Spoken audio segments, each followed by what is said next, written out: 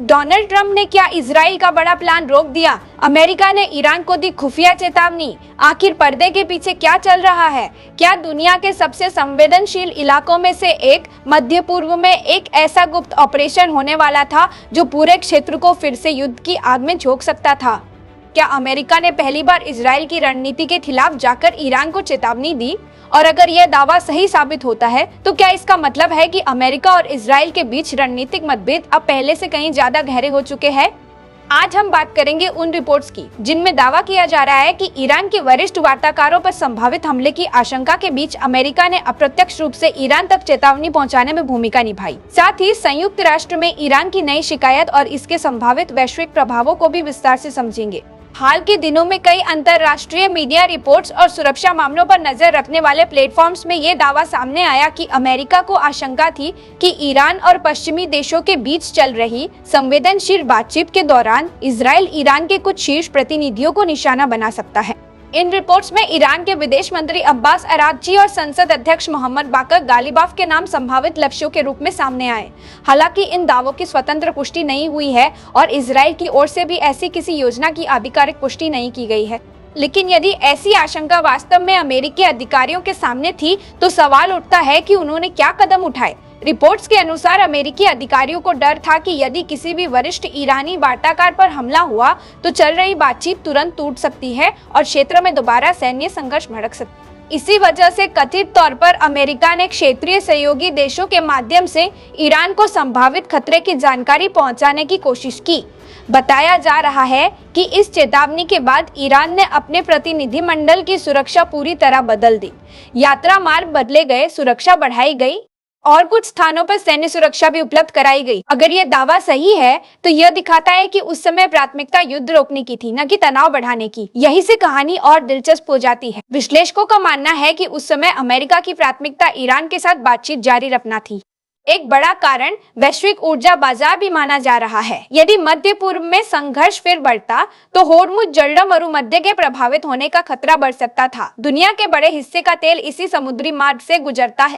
अगर ये मार्ग बाधित होता तो तेल की कीमतों में तेज उछाल आ सकता था, जिसका असर दुनिया भर की अर्थव्यवस्थाओं पर पड़ता। इसलिए कई विशेषज्ञ मानते हैं कि अमेरिका उस समय किसी भी ऐसी घटना से बचना चाहता था जिससे बातचीत पूरी तरह समाप्त हो जाए। क्या इजराइल और अमेरिका की प्राथमिकताएं अलग थी?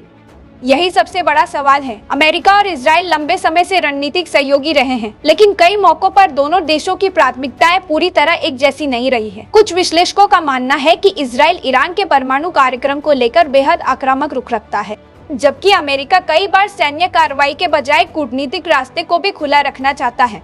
यही वजह है कि इन रिपोर्ट्स को दोनों देशों की रणनीति में संभावित अंतर के रूप में भी देखा जा रहा है। हालांकि इस पर कोई आधिकारिक संयुक्त बयान सामने नहीं आया है। रिपोर्ट्स के अनुसार संभावित खतरे की जानकारी मिलने के बाद ईरानी प्रतिनिधिमंडल की यात्रा योजना बदल दी गई। बताया गया कि कुछ यात्राओं में अतिरिक्त सुरक्षा व्यवस्था की गई। कुछ रिपोर्ट्स में ये भी कहा गया कि विमान की लैंडिंग योजना बदली गई और प्रतिनिधियों ने अंतिम चरण की यात्रा सड़क मार्ग से पूरी की। इन दावों का उद्देश्य ये दिखाना है कि संभावित जोखिम को गंभीरता से लिया गया। हालांकि इन सभी विवरणों की स्वतंत्र पुष्टि उपलब्ध नहीं है। इसी बीच एक और बड़ा घटनाक्रम सामने आया। ईरान ने संयुक्त राष्ट्र में इजराइल के खिलाफ औपचारिक शिकायत दर्ज कराई। ईरान के संयुक्त राष्ट्र में स्थायी प्रतिनिधि ने महासचिव और सुरक्षा परिषद को पत्र भेजकर आरोप लगाया कि ईरानी नेतृत्व के खिलाफ सार्वजनिक धमकियां अंतर्राष्ट्रीय कानून और संयुक्त राष्ट्र चार्टर की भावना के खिलाफ है।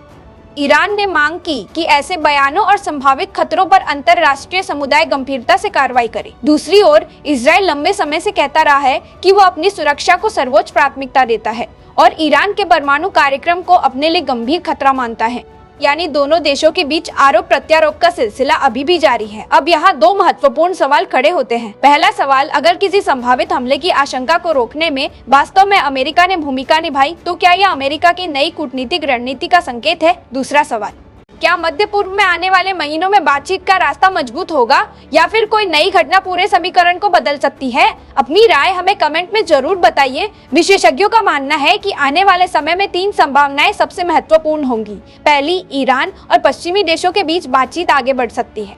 दूसरी, यदि कोई नई सैन्य घटना होती है तो पूरा शांति प्रयास प्रभावित हो सकता है। और तीसरी, संयुक्त राष्ट्र तथा क्षेत्रीय देशों की कूटनीतिक भूमिका पहले से कहीं अधिक महत्वपूर्ण हो सकती है। फिलहाल सभी पक्षों की अगली चाल पर पूरी दुनिया की नजर बनी हुई है।